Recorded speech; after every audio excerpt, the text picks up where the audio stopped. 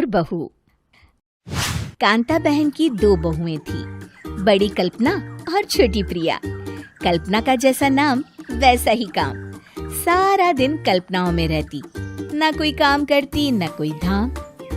अरे कल्पना बहू, जरा अच्छी सी चटनी पीस दे, आज कुछ मजेदार खाने का मन है। पेट में जलन हो जाएगी माँ जी बुढ़ापे में, और वैसे भी मेरा काम करने का वक्त शाम का है, अब प्रिया को ही बोल दो। इतना कहकर कल्पना वहाँ से चली जाती है।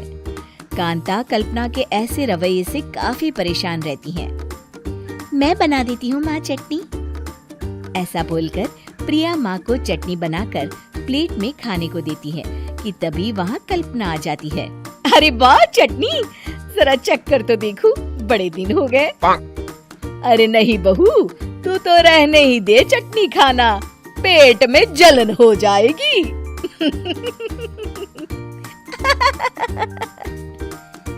इतना कहकर कांता और प्रिया दोनों हंसने लगते हैं। कल्पना सारा दिन या तो मोबाइल में यूट्यूब देखती या फिर सोती रहती। उसका कमरा भी बिखरा और गंदा रहता।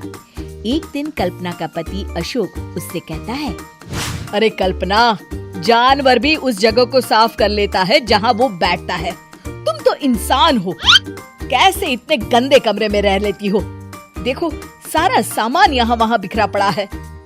ज्यादा अपनी माँ का बोल ना बोलो। हाँ, कमरा तुम्हारा भी तो है, गंदा लग रहा है तो साफ कर लो।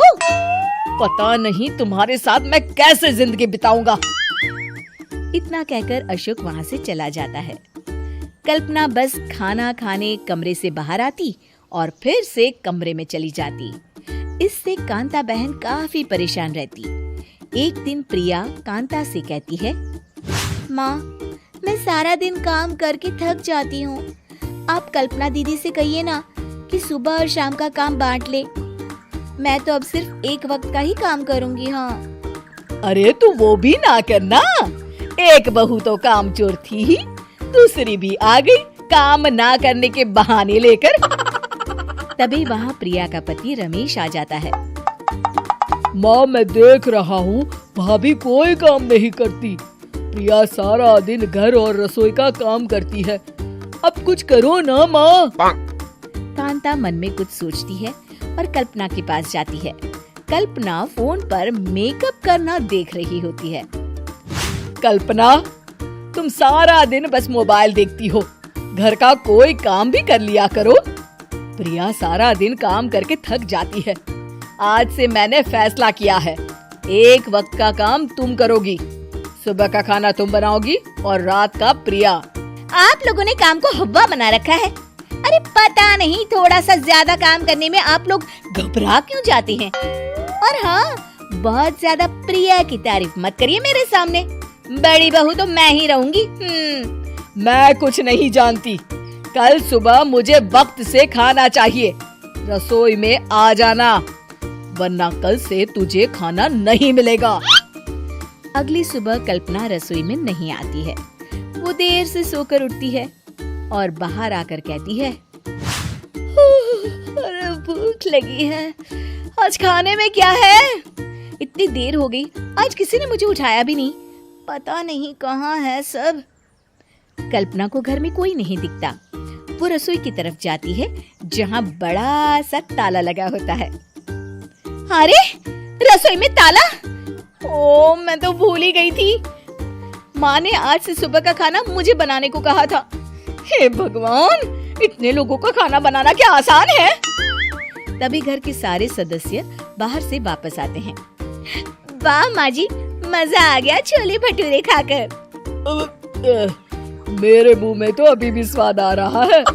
अरे कल्पना, तेरे भरोसे रहते तो हम तो भूखे ही रह जाते।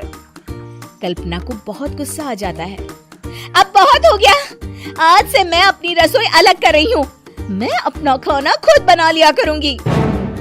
कल्पना अपनी रसोई अलग कर लेती है, पर आए दिन उसका देर से उठना और काम न करने की आदत से वो भूखी ही रह जाती थी। उसी के सामने घर के लोग अच्छे अच्छे पकवान खाते और कामचोर कल्पना को जैसे तैसे ही खाना बनाकर खाना पड़ता। पर एक दिन तो हद ही हो गई। माँ, दीदी आज सुबह से कमरे से बाहर नहीं निकली, हमें जाकर देखना चाहिए। सो रही होगी कामचोर कहीं की। पर तुम कहती हो तो चलो देख लेते हैं उसे। कल्पना कमरे में पेट पकड़कर बैठी होती है। हाय, मेरा दर्द पेट दर्द के मारे मर रही हूँ मैं।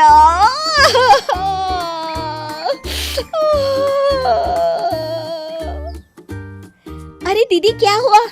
पेट में दर्द क्यों हो रहा है? डॉक्टर को दिखाया आपने?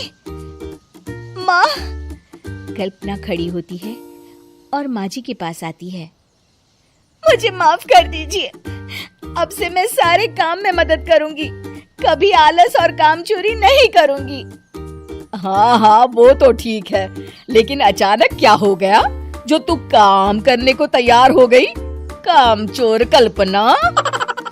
माँ, लगातार बासी और उल्टा पुल्टा खाना खाने के कारण मेरे पेट में इन्फेक्शन हो गया है। काम न करना पड़े इसलिए मैं 2 दिन का खाना एक दिन ही बना लेती थी। बासी और खराब खाना खाने के कारण लेने के देने पड़ गए। पेट में दर्द हो रहा है। चलो अच्छा हुआ, देर आए दुरुस्त आए।